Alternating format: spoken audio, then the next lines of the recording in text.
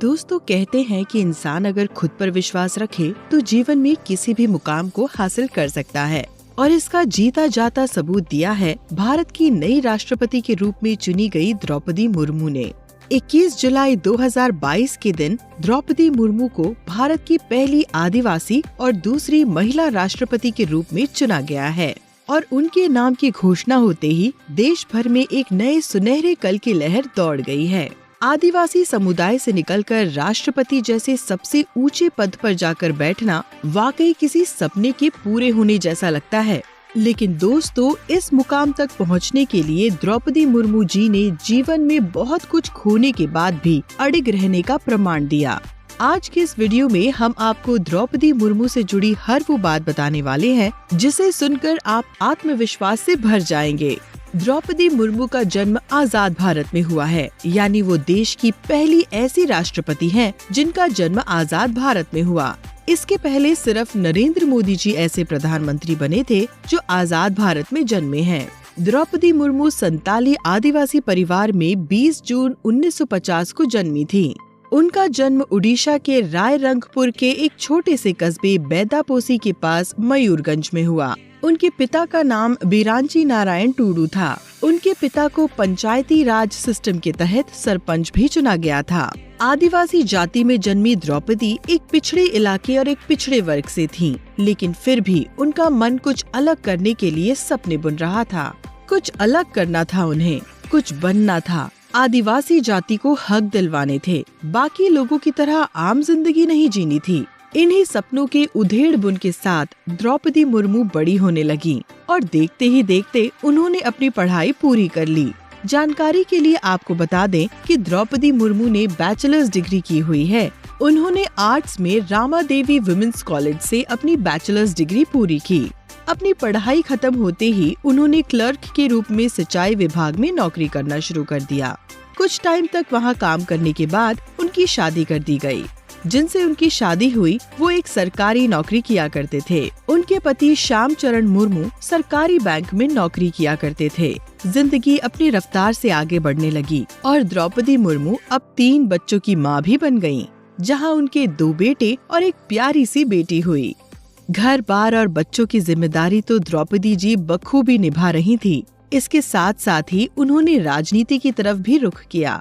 इसी के चलते उन्होंने साल 1997 में पहली बार भारतीय जनता पार्टी को ज्वाइन किया और रायरंगपुर नगर पंचायत की तरफ से वार्ड की पार्षद चुनी गयीं। इस दिन के बाद से उन्होंने पीछे मुड़कर फिर कभी नहीं देखा। जिंदगी आगे बढ़ने लगी और इसी के साथ साथ उनका राजनीतिक सफर भी आगे बढ़ने लगा। द्रौपदी मुर्मू को 2 बार ओडिशा का विधायक भी चुना गया, जिसमें 2000 से लेकर 2004 तक वो सरकार में राज्य मंत्री के तौर पर कार्यरत रहीं।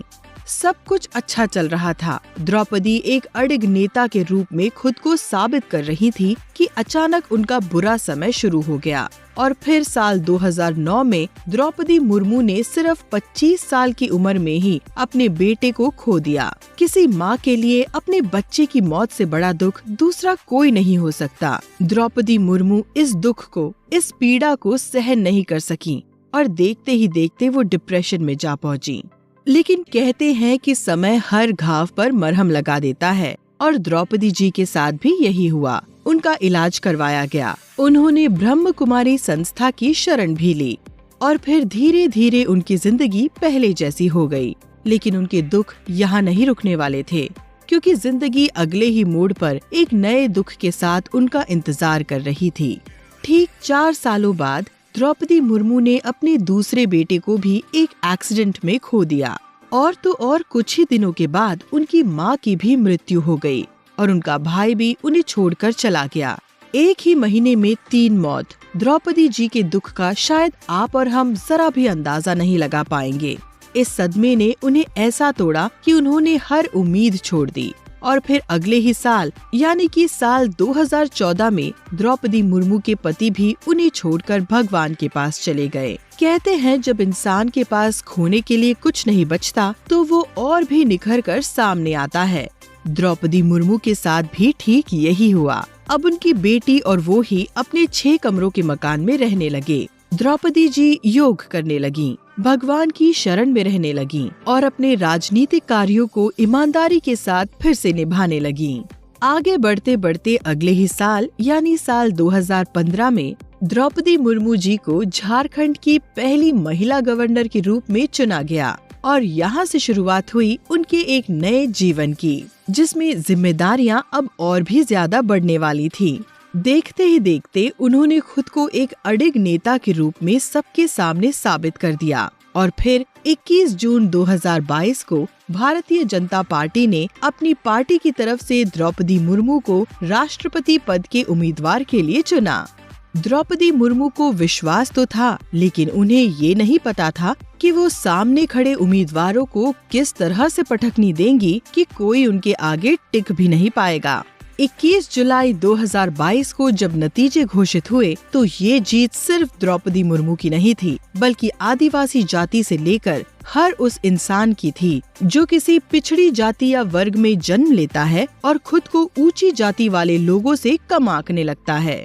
द्रौपदी जी अपनी स्पष्ट और अडिग छवि को राष्ट्रपति के रूप में किस हद तक संभाल कर रखेंगी और आने वाले भारत के लिए कौन कौन से नए मुकाम हासिल करेंगी, ये तो आने वाले उनके कार्यकाल के दौरान ही हमें मालूम पड़ेगा।